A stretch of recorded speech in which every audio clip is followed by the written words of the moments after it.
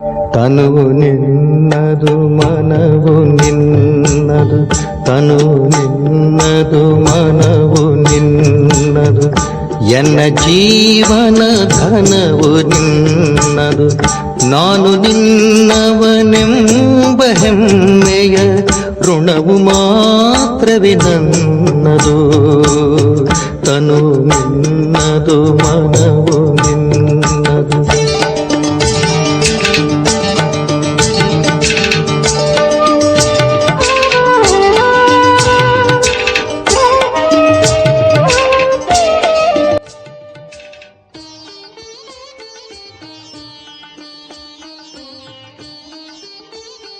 ಓಂ Shanti. Good morning. Murali ದಿನಾಂಕ 13/5/26. ಪ್ರಾತಃ ಮುರಳಿ. ಶಿವತಂದೆ ನೆನಪಿದೆಯಾ? ಮಧುಬನ. ಮುರಳಿಯ ಸಾರ: ಮಧುರ ಮಕ್ಕಳೇ, ತಂದೆಯ ಮೂಲಕ ನಿಮಗೆ ಸೃಷ್ಟಿಯ ಆದಿ ಮಧ್ಯ ಅಂತ್ಯದ ಯಾವ ಜ್ಞಾನ ಸಿಕ್ಕಿದೆಯೋ ಇದನ್ನು ನೀವು ಬುದ್ಧಿಯಲ್ಲಿ ಇಟ್ಟುಕೊಳ್ಳುತ್ತೀರಿ. ಆದ್ದರಿಂದ ನೀವು ಸ್ವದರ್ಶನ ಚಕ್ರಧಾರಿಗಳಾಗಿದ್ದೀರಿ. ಇವತ್ತಿನ ಪ್ರಶ್ನೆ ಆಗಿದೆ: ಆತ್ಮವನ್ನು ಪಾವನ ಮಾಡಿಕೊಳ್ಳಲು ಆತ್ಮಿಕ ತಂದೆಯು ಯಾವ ಇಂಜೆಕ್ಷನ್ ಕೊಡುತ್ತಾರೆ?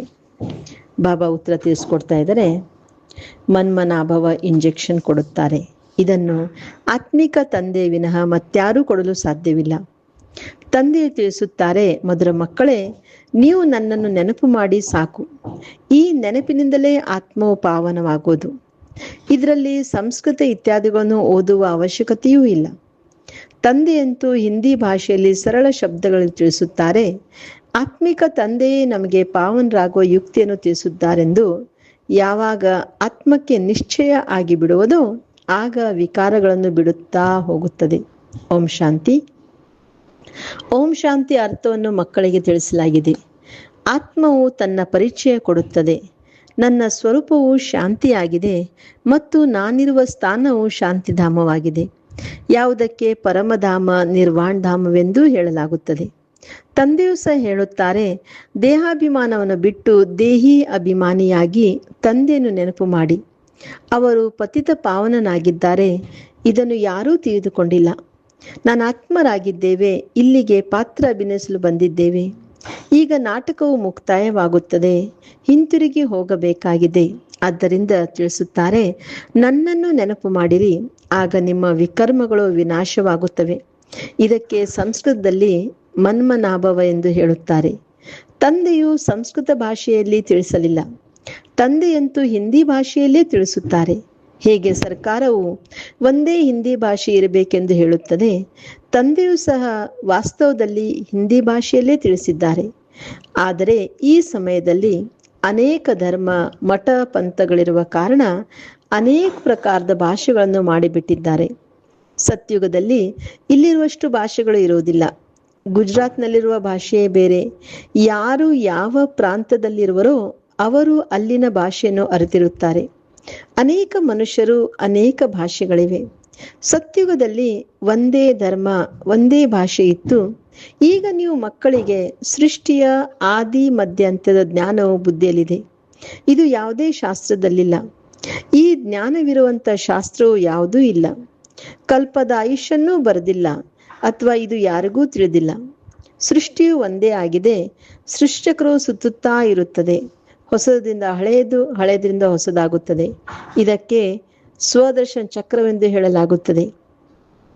ಯಾರಿಗೆ ಈ ಚಕ್ರದ ಜ್ಞಾನವಿದೆಯೋ ಅವರಿಗೆ ಸ್ವದರ್ಶನ ಚಕ್ರಧಾರಿಗಳೆಂದು ಕರೆಯಲಾಗುತ್ತದೆ. ಆತ್ಮಕ್ಕೆ ಜ್ಞಾನವಿರುತ್ತದೆ. ಇದನ್ನು ಮನುಷ್ಯರು ಕೃಷ್ಣನಿಗೆ, ವಿಷ್ಣುವಿಗೆ ಸ್ವದರ್ಶನ ಚಕ್ರವನ್ನು ತೋರಿಸುತ್ತಾರೆ. ಈಗ ತಂದೆಯು ತಿಳಿಸುತ್ತಾರೆ: ಅವರಿಗಂತೂ ಜ್ಞಾನವೇ ಇರಲಿಲ್ಲ. ಸೃಷ್ಟಿಯ ಆದಿ ಮಧ್ಯ ಹಂತದ ಜ್ಞಾನವನ್ನು ಪರಮಾತ್ಮ ತಂದೆಯೇ ಕೊಡುತ್ತಾರೆ. ಇದು ಸ್ವದರ್ಶನ ಚಕ್ರವಾಗಿದೆ. ಬಾಕಿ ತಲೆಯನ್ನು ಕತ್ತರಿಸಲು ಇಲ್ಲಿ ಯಾವುದೇ ಹಿಂಸೆಯ ಮಾತಿಲ್ಲ. ಇದೆಲ್ಲವನ್ನೂ ಸುಳ್ಳು ಬರೆದು ಬಿಟ್ಟಿದ್ದಾರೆ. ಈ ಜ್ಞಾನವನ್ನು ತಂದೆಯ ವಿನಃ ಇಲ್ಲಿ ಮತ್ತೆ ಯಾರೂ ಸಹ ಮನುಷ್ಯ ಮಾತ್ರ ಕೊಡಲು ಸಾಧ್ಯವಿಲ್ಲ. ಮನುಷ್ಯರೆಂದೂ ಭಗವಂತನೆಂದು ಹೇಳಲು ಸಾಧ್ಯವಿಲ್ಲ. ಬ್ರಹ್ಮ, ವಿಷ್ಣು, ಶಂಕರಿಗೂ ಸಹ ದೇವತೆಗಳಂತೆ ಹೇಳಲಾಗುತ್ತದೆ. ತಂದೆಯ ಮಹಿಮೆಯು ದೇವತೆಗಳಿಗೂ ಇರುವುದಿಲ್ಲ. ತಂದೆಯಂತೂ ರಾಜಗುನು ಕಲಿಸುತ್ತಿದ್ದಾರೆ. ತಂದೆ ಮಹಿಮೆನೇ ಮಕ್ಕಳ ಮಹಿಮೆ ಎಂದು ಹೇಳುವುದಿಲ್ಲ. ಮಕ್ಕಳಾದರೆ ಪುನರ್ಜನ್ಮ ತೆಗೆದುಕೊಳ್ಳುತ್ತೀರಿ, ತಂದೆಯು ಪುನರ್ಜನ್ಮದಲ್ಲಿ ಬರುವುದಿಲ್ಲ. ಮಕ್ಕಳು ತಂದೆಯನ್ನು ನೆನಪು ಮಾಡುತ್ತೀರಿ. ಶ್ರೇಷ್ಠಾತಿ ಶ್ರೇಷ್ಠನು ಭಗವಂತನಾಗಿದ್ದಾರೆ. ಅವರು ಸದಾ ಪಾವನರಾಗಿದ್ದಾರೆ. ಮಕ್ಕಳು ಪಾವನರಾಗಿ ಮತ್ತೆ ಪತಿತರಾಗುತ್ತೀರಿ. ತಂದೆಯಂತೂ ಸದಾ ಪಾವನರಾಗಿದ್ದಾರೆ. ಮಕ್ಕಳಿಗೆ ತಂದೆ ಆಸ್ತಿಯು ಅವಶ್ಯವಾಗಿ ಬೇಕು.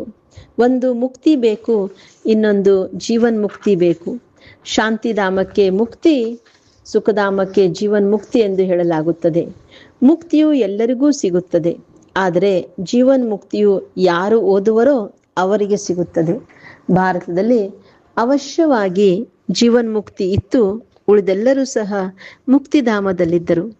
ಸತ್ಯುಗದಲ್ಲಿ ಕೇವಲ ಒಂದೇ ಭಾರತ ಖಂಡವಿತ್ತು, ಲಕ್ಷ್ಮೀನ ರಾಜ್ಯವಿತ್ತು. ತಂದೆಯು ತಿಳಿಸಿದ್ದಾರೆ, ಎಲ್ಲದಕ್ಕಿಂತ ಹೆಚ್ಚಿನದಾಗಿ ಲಕ್ಷ್ಮೀನಾರಾಯಣ ಮಂದಿರಗಳನ್ನು ಕಟ್ಟಿಸುತ್ತಾರೆ. ಮಂದಿರವನ್ನು ಕಟ್ಟಿಸುವ ಬಿರ್ಲಾದವರಿಗೂ ಸಹ ಲಕ್ಷ್ಮೀನಾರಾಯಣಿಗೆ ರಾಜ್ಯವು ಎಲ್ಲಿಂದ ಸಿಕ್ಕಿತು, ಈ ಜ್ಞಾನ ಇಲ್ಲ ಅಂತ ಹೇಳ್ತಾರೆ ಬಾಬಾ. ಈ ಸಮಯದಲ್ಲಿ ಪರಮಾತ್ಮ ತಂದೆ ನಮಗೆ ಇದೆಲ್ಲ ಜ್ಞಾನವನ್ನು ತಿಳಿಸ್ಕೊಟ್ಟಿದ್ದಾರೆ. ಬಾಬಾ ತಿಳಿಸ್ಕೊಡ್ತಾ ಇದ್ದಾರೆ, ಲಕ್ಷ್ಮೀನಾರಾಯಣರು ಎಷ್ಟು ಸಮಯ ರಾಜ್ಯ ಮಾಡಿದರು, ಮತ್ತೆ ಎಲ್ಲಿ ಹೋದರು, ಏನೂ ತಿಳಿದಿಲ್ಲ. ಅಂದ ಮೇಲೆ ಇದು ಗೊಂಬೆ ಪೂಜೆ ಹಾಗೆ ಆಯಿತಲ್ಲವೇ? ಇದಕ್ಕೆ ಭಕ್ತಿ ಎಂದು ಹೇಳಲಾಗುತ್ತದೆ. ತಾವೇ ಪೂಜ್ಯ ಮತ್ತು ತಾವೇ ಪೂಜಾರಿ. ಪೂಜ್ಯ ಮತ್ತು ಪೂಜಾರಿಯಲ್ಲಿ ಬಹಳ ಅಂತರವಿದೆ. ಅದಕ್ಕೂ ಅರ್ಥವಿರಬೇಕಲ್ಲವೇ? ವಿಕಾರಿಗಳಿಗೆ ಪತಿತರೆಂದು ಹೇಳಲಾಗುತ್ತದೆ, ಕ್ರೋಧಿಗೆ ಪತಿತರೆಂದು ಹೇಳುವುದಿಲ್ಲ. ವಿಕಾರದಲ್ಲಿ ಹೋಗುವವರಿಗೆ ಪತಿತರೆಂದು ಹೇಳಲಾಗುತ್ತದೆ. ಈ ಸಮಯದಲ್ಲಿ ನಿಮಗೆ ಜ್ಞಾನಾಮೃತ ಸಿಗುತ್ತದೆ. ಜ್ಞಾನ ಸಾಗರ ಒಬ್ಬರೇ ತಂದೆಯಾಗಿದ್ದಾರೆ. ತಂದೆಯು ತಿಳಿಸಿದ್ದಾರೆ, ಈ ಭಾರತವೇ ಸತೋ ಪ್ರಧಾನ ಶ್ರೇಷ್ಠಾತಿ ಶ್ರೇಷ್ಠವಾಗಿತ್ತು, ಈಗ ತಮೋ ಪ್ರಧಾನವಾಗಿದೆ. ಇದು ನಿಮ್ಮ ಬುದ್ಧಿಯಲ್ಲಿದೆ. ಇಲ್ಲಿ ಯಾವುದೇ ರಾಜಧಾನಿ ಇಲ್ಲ, ಇದು ಪ್ರಜೆಗಳ ರಾಜ್ಯವಾಗಿದೆ. ಸತ್ಯುಗದಲ್ಲಿ ಬಹಳ ಕಡಿಮೆ ಜನಸಂಖ್ಯೆ ಇರುತ್ತದೆ, ಇಲ್ಲಿ ಎಷ್ಟೊಂದು ಜನಸಂಖ್ಯೆ ಇದೆ. ವಿನಾಶದ ತಯಾರಿಗಳು ಆಗುತ್ತಿದೆ. ದೆಹಲಿಯು ಫರಿಷ್ಠಾನೂ ಆಗಬೇಕಾಗಿದೆ, ಆದರೆ ಇದನ್ನು ಯಾರೂ ತಿಳಿದುಕೊಂಡಿಲ್ಲ. ಇದು ಹೊಸ ದೆಹಲಿ ಎಂದು ಅವರು ತಿಳಿದುಕೊಳ್ಳುತ್ತಾರೆ. ಈ ಹಳೆಯ ಪ್ರಪಂಚವನ್ನು ಪರಿವರ್ತನೆ ಮಾಡುವವರು ಯಾರು? ಇದೂ ಯಾರಿಗೂ ತಿಳಿದಿಲ್ಲ, ಯಾವುದೇ ಶಾಸ್ತ್ರದಲ್ಲಿಯೂ ಇಲ್ಲ. ತಿಳಿಸುವವರು ಒಬ್ಬರೇ ತಂದೆಯಾಗಿದ್ದಾರೆ. ಈಗ ನೀವು ಮಕ್ಕಳು ಹೊಸ ಪ್ರಪಂಚಕ್ಕಾಗಿ ತಯಾರಿ ಮಾಡಿಕೊಳ್ಳುತ್ತಿದ್ದೀರಿ. ಕವಡೆಯಿಂದ ವಜ್ರ ಸಮಾನರಾಗುತ್ತಿದ್ದೀರಿ. ಭಾರತವು ಎಷ್ಟು ಸಾಹುಕಾರವಾಗಿತ್ತು, ಮತ್ಯಾವುದೇ ಧರ್ಮವಿರಲಿಲ್ಲ. ಈಗಂತೂ ಅನೇಕ ಧರ್ಮಗಳಿವೆ. ಈಗ ದಯಾಹೃದಯಿ ತಂದೆಯನ್ನು ನೆನಪು ಮಾಡುತ್ತಾರೆ. ಭಾರತವು ಸುಖಧಾಮವಾಗಿತ್ತು ಎಂಬುದನ್ನು ಮರೆತು ಬಿಟ್ಟಿದ್ದಾರೆ. ಈಗ ಭಾರತದ ಗತಿ ಏನಾಗಿದೆ? ವಾಸ್ತವದಲ್ಲಿ ಭಾರತವು ಸ್ವರ್ಗವಾಗಿತ್ತು, ತಂದೆಯ ಜನ್ಮಸ್ಥಾನವಲ್ಲವೇ? ಆದ್ದರಿಂದ ಡ್ರಾಮಾನುಸಾರ ಅವರಿಗೆ ದಯೆ ಬರುತ್ತದೆ. ಭಾರತವು ಪ್ರಾಚೀನ ದೇಶವಾಗಿದೆ. ಕ್ರಿಸ್ತನಿಗೆ 3000 ವರ್ಷಗಳ ಮೊದಲು ಭಾರತವು ಸ್ವರ್ಗವಾಗಿತ್ತು, ಮತ್ಯಾವುದೇ ಧರ್ಮವಿರಲಿಲ್ಲವೆಂದು ಹೇಳುತ್ತಾರೆ. ಈಗ ಈ ಭಾರತವು ಸಂಪೂರ್ಣ ಕನಿಷ್ಠ ಮಟ್ಟಕ್ಕೆ ಬಂದು ಬಿಟ್ಟಿದೆ. ನಮ್ಮ ಭಾರತ ದೇಶವು ಎಲ್ಲದಕ್ಕಿಂತ ಶ್ರೇಷ್ಠವಾಗಿತ್ತು ಎಂದು ಹಾಡುತ್ತಾರೆ. ಅದರ ಹೆಸರೇ ಸ್ವರ್ಗ ಎಂದಿತ್ತು. ಭಾರತದ ಮಹಿಮೆಯು ಯಾರಿಗೂ ತಿಳಿದಿಲ್ಲ.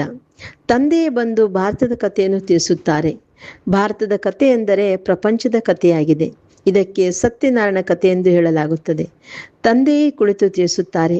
ಪೂರ್ಣ 5000 ವರ್ಷಗಳ ಮೊದಲು ಭಾರತದಲ್ಲಿ ಲಕ್ಷ್ಮೀನಾರಾಯಣ ರಾಜ್ಯವಿತ್ತು. ಅವರ ಚಿತ್ರಗಳು ಇವೆ. ಆದರೆ ಈ ರಾಜ್ಯವು ಹೇಗೆ ಸಿಕ್ಕಿತು? ಸತ್ಯುಗಕ್ಕೆ ಮೊದಲು ಏನಿತ್ತು? ಸಂಗಮ ಯುಗಕ್ಕೆ ಮೊದಲು ಏನಿತ್ತು? ಕಲಿಯುಗ. ಇದು ಸಂಗಮ ಯುಗವಾಗಿದೆ. ಇದರಲ್ಲಿ ತಂದೆಯೇ ಬರಬೇಕಾಗುತ್ತದೆ.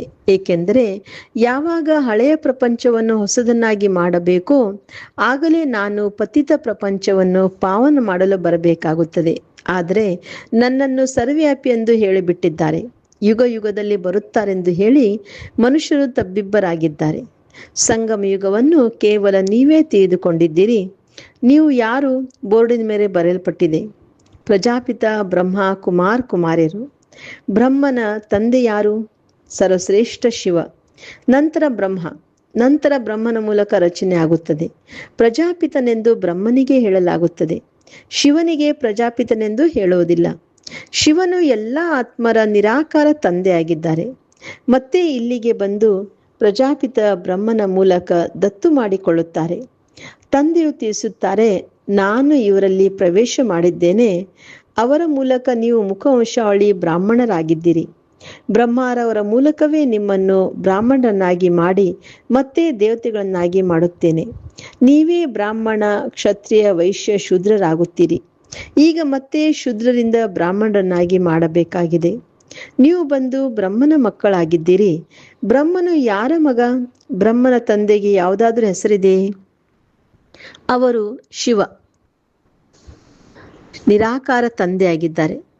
ಅವರು ಬಂದು ಇವರಲ್ಲಿ ಪ್ರವೇಶ ಮಾಡಿ ದತ್ತು ತೆಗೆದುಕೊಳ್ಳುತ್ತಾರೆ. ಶಿವಬಾಬಾ ಬ್ರಹ್ಮ ತಂದೆಯನ್ನ ದತ್ತು ತೆಗೆದುಕೊಳ್ತಾರೆ, ಮುಖವಂಶಗಳನ್ನಾಗಿ ಮಾಡುತ್ತಾರೆ. ತಂದೆಯು ತಿಳಿಸುತ್ತಾರೆ, ನಾನು ಇವರ ಬಹಳ ಜನ್ಮಗಳ ಅಂತಿಮದಲ್ಲಿ ಪ್ರವೇಶ ಮಾಡುತ್ತೇನೆ. ಇವರು ನನ್ನವರಾಗಿ ಬಿಡುತ್ತಾರೆ. ಸನ್ಯಾಸ ಧಾರಣೆ ಮಾಡುತ್ತಾರೆ. ಯಾವುದರ ಸನ್ಯಾಸ?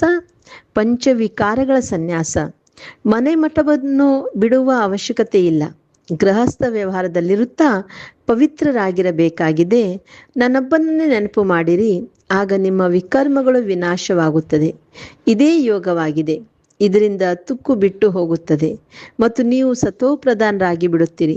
ಭಕ್ತಿಯಲ್ಲಿ ಬಲೆ ಎಷ್ಟಾದರೂ ಗಂಗಾ ಸ್ನಾನ ಮಾಡಲಿ, ಜಪ ತಪ ಇತ್ಯಾದಿಗಳನ್ನು ಮಾಡಲಿ, ಆದರೆ ಅವಶ್ಯವಾಗಿ ಕೆಳಗಿಳಿಯಲೇಬೇಕಾಗುತ್ತದೆ.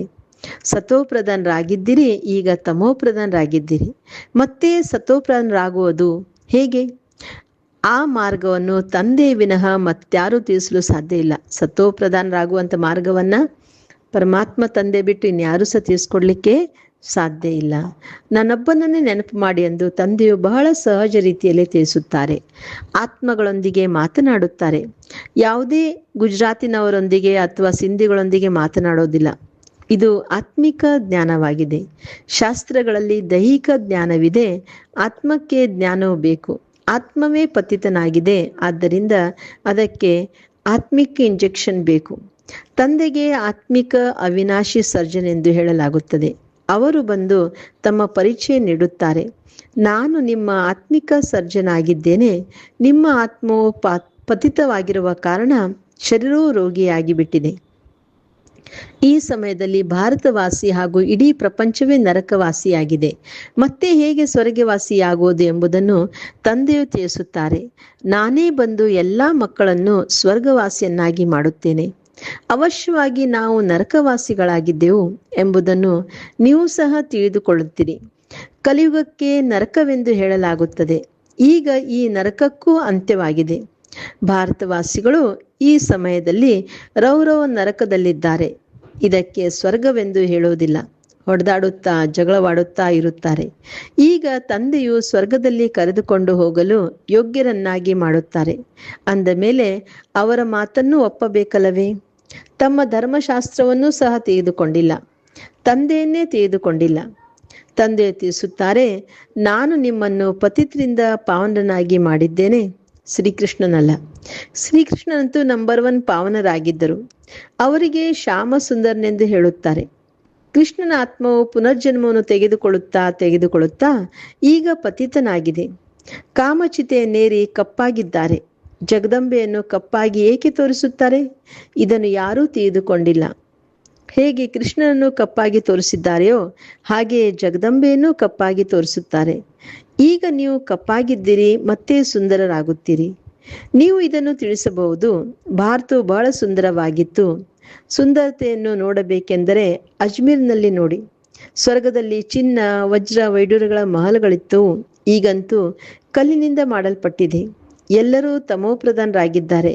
ಅಂದಾಗ ಮಕ್ಕಳಿಗೆ ತಿಳಿದಿದೆ, ಶಿವ ತಂದೆ, ಬ್ರಹ್ಮ ದಾದಾ ಇಬ್ಬರು ಒಟ್ಟಿಗೆ ಇದ್ದಾರೆ.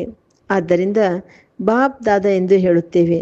ಆಸ್ತಿಯು ಶಿವ ತಂದೆಯಿಂದಲೇ ಸಿಗುತ್ತದೆ. ಒಂದು ವೇಳೆ ದಾದಾರವರಿಂದ ಸಿಗುತ್ತದೆ ಎಂದು ಹೇಳುವುದಾದರೆ ಬಾಕಿ ಶಿವ ತಂದೆಯ ಬಳಿ ಏನಿದೆ? ಆಸ್ತಿಯು ಶಿವ ತಂದೆಯಿಂದ ಬ್ರಹ್ಮರವರ ಮೂಲಕ ಸಿಗುತ್ತದೆ. ಬ್ರಹ್ಮನ ಮೂಲಕ ವಿಷ್ಣುಪುರಿಯ ಸ್ಥಾಪನೆ. ಈಗಂತೂ ರಾವಣ ರಾಜ್ಯವಾಗಿದೆ. ನಿಮ್ಮನ್ನು ಬಿಟ್ಟು ಮತ್ತೆಲ್ಲರೂ ನರಕವಾಸಿಗಳಾಗಿದ್ದಾರೆ. ನೀವೀಗ ಸಂಗಮಯುಗದಲ್ಲಿದ್ದೀರಿ.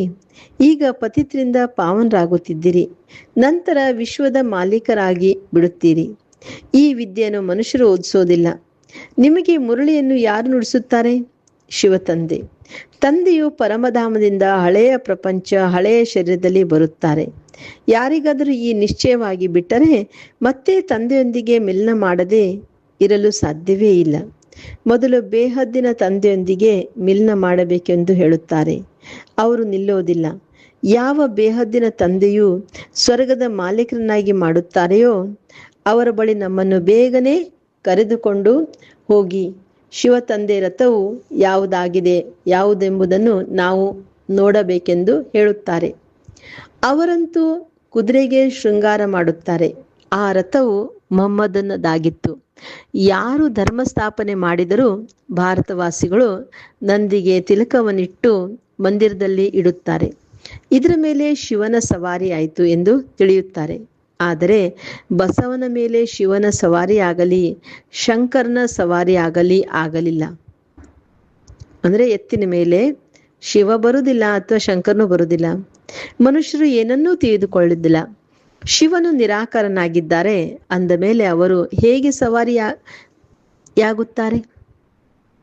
ಎತ್ತಿನ ಮೇಲೆ ಕುಳಿತುಕೊಳ್ಳಲು ಕಾಲುಗಳು ಬೇಕಲ್ಲವೇ? ಇದು ಅಂಧಶ್ರದ್ಧೆಯಾಗಿದೆ. ಒಳ್ಳೆಯದು. ಮಧುರಾತಿ ಮಧುರ ಅಗಲಿ ಹೋಗಿ ಮರಳಿ ಸಿಕ್ಕಿರುವ ಮಕ್ಕಳ ಪ್ರತಿ ಮಾತ್ಪಿತಾ ಬಾಪ್ ದಾದಾರವರ ನೆನಪು, ಪ್ರೀತಿ ಹಾಗೂ ಸುಪ್ರಭಾತ. ಆತ್ಮಿಕ ಮಕ್ಕಳಿಗೆ ಆತ್ಮಿಕ ತಂದೆ ನಮಸ್ತೆ. ಆತ್ಮಿಕ ತಂದೆಗೆ ಆತ್ಮಿಕ ಮಕ್ಕಳ ನೆನಪು, ಪ್ರೀತಿ ಹಾಗೂ ನಮಸ್ತೆ ನಮಸ್ತೆ ನಮಸ್ತೆ. ಧಾರಣೆಗಾಗಿ ಮುಖ್ಯ ಸಾರ. ಫಸ್ಟ್ ಪಾಯಿಂಟ್, ತಂದೆಯಿಂದ ಯಾವ ಜ್ಞಾನಾಮೃತವು ಸಿಗುತ್ತದೆಯೋ ಆ ಅಮೃತವನ್ನು ಕುಡಿಯಬೇಕು ಮತ್ತು ಕುಡಿಸಬೇಕಾಗಿದೆ. ಪೂಜಾರಿಗಳಿಂದ ಪೂಜ್ಯರಾಗಲು ವಿಕಾರಿಗಳ ತ್ಯಾಗ ಮಾಡಬೇಕಾಗಿದೆ. ಸೆಕೆಂಡ್ ಪಾಯಿಂಟ್, ಯಾವ ತಂದೆಯು ಸ್ವರ್ಗದಲ್ಲಿ ಕರೆದುಕೊಂಡು ಹೋಗಲು ಯೋಗ್ಯರನ್ನಾಗಿ ಮಾಡುತ್ತಾರೆಯೋ ಅವರ ಪ್ರತಿಯೊಂದು ಮಾತನ್ನು ಪಾಲಿಸಬೇಕಾಗಿದೆ. ಪೂರ್ಣ ನಿಶ್ಚಯ ಬುದ್ಧಿಯವರಾಗಬೇಕಾಗಿದೆ. ಇವತ್ತಿನ ವರದಾನ ಆಗಿದೆ, ಅನುಭವದ ವಿಲ್ ಪವರ್ ಮೂಲಕ ಮಾಯೆಯ ಪವರನ್ನು ಅಂದರೆ ಶಕ್ತಿಯನ್ನು ಎದುರಿಸುವಂತ ಅನುಭವಿ ಮೂರ್ತ ಭವ. ಅತ್ಯಂತ ಶಕ್ತಿಶಾಲಿ ಸ್ಥಿತಿ ಎಂದರೆ ತಮ್ಮ ಅನುಭವವಾಗಿದೆ. ಅನುಭವಿ ಆತ್ಮನು ತನ್ನ ಅನುಭವದ ಆತ್ಮವಿಶ್ವಾಸದಿಂದ ಮಾಯೆಯ ಯಾವುದೇ ಶಕ್ತಿಯ ಎಲ್ಲ ಮಾತುಗಳ ಸರ್ವ ಸಮಸ್ಯೆಗಳನ್ನು ಸಹಜವಾಗಿಯೇ ಎದುರಿಸಬಹುದು ಹಾಗೂ ಎಲ್ಲ ಆತ್ಮರನ್ನು ಸಂತುಷ್ಟಗೊಳಿಸಬಹುದು. ಎದುರಿಸುವ ಶಕ್ತಿಯಿಂದ ಸರ್ವರನ್ನು ಸಂತುಷ್ಟಗೊಳಿಸುವ ಶಕ್ತಿಯ ಅನುಭವದ ವಿಲ್ ಪವರ್ನಿಂದ ಸಹಜವಾಗಿ ಪ್ರಾಪ್ತಿಯಾಗುವುದು. ಆದ್ದರಿಂದ ಪ್ರತಿಯೊಂದು ಖಜಾನೆಯನ್ನು ಅನುಭವದಲ್ಲಿ ತಂದುಕೊಳ್ಳುತ್ತಾ ಅನುಭವಿ ಮೂರ್ತಿಯಾಗಿರಿ. ಇವತ್ತಿನ ಶ್ಲೋಗನ್ ಆಗಿದೆ, ಒಬ್ಬರು ಇನ್ನೊಬ್ಬರನ್ನು ನೋಡೋದಕ್ಕೆ ಸ್ವಯಂ ನೋಡಿಕೊಳ್ಳಿ ಹಾಗೂ ಪರಿವರ್ತನೆ ಮಾಡಿಕೊಳ್ಳಿರಿ. ಇವತ್ತಿನ ಅವ್ಯಕ್ತ ಸೂಚನೆ, ಸದಾ ಅಚಲ ಅಡೋಲ ಏಕರಸ ಸ್ಥಿತಿಯ ಅನುಭವ ಮಾಡಿ ತಮ್ಮನ್ನು ತಾವು ಪರಿಶೀಲಿಸಿಕೊಳ್ಳಿ. ಪ್ರತಿಯೊಂದು ಶಕ್ತಿಯ, ಪ್ರತಿಯೊಂದು ಪ್ರಾಪ್ತಿಯ, ಪ್ರತಿಯೊಂದು ಗುಣದ ಅನುಭವ ಇದೆಯೋ? ಒಂದು ವೇಳೆ ಅನುಭವದ ಅಥಾರಿಟಿ ಇದೆ ಎಂದರೆ ಯಾವುದೇ ಪರಿಸ್ಥಿತಿ ಅನುಭವದ ಅಥಾರಿಟಿಯ ಮುಂದೆ ಯಾವುದೇ ಪ್ರಭಾವ ಹಾಕಲು ಸಾಧ್ಯವಿಲ್ಲ. ಅನುಭವಿ ಮೂರ್ತಿ ಸದಾ ಯಾವುದೇ ಪರಿಸ್ಥಿತಿಯಲ್ಲಿ ಅಚಲ ಅಡೋಲರಾಗಿ ಇರುತ್ತಾರೆ. ಏರುಪೇರಿನಲ್ಲಿ ಬರೋದಿಲ್ಲ. ಏಕೆಂದರೆ ಎಲ್ಲಕ್ಕಿಂತ ದೊಡ್ಡ ಅಥಾರಿಟಿ ಅನುಭವ ಆಗಿದೆ. ಯಾವುದೇ ಸಮಯ, ಯಾವುದೇ ಶಕ್ತಿಯ ಆಹ್ವಾನ ಮಾಡುತ್ತೀರಿ ಅಂದರೆ ಅದು ಕ್ಷಣದಲ್ಲಿ ಸಹಯೋಗಿಯಾಗಿ ಬಿಡುತ್ತದೆ. Okay, Om Shanti. Have a nice day. Take care.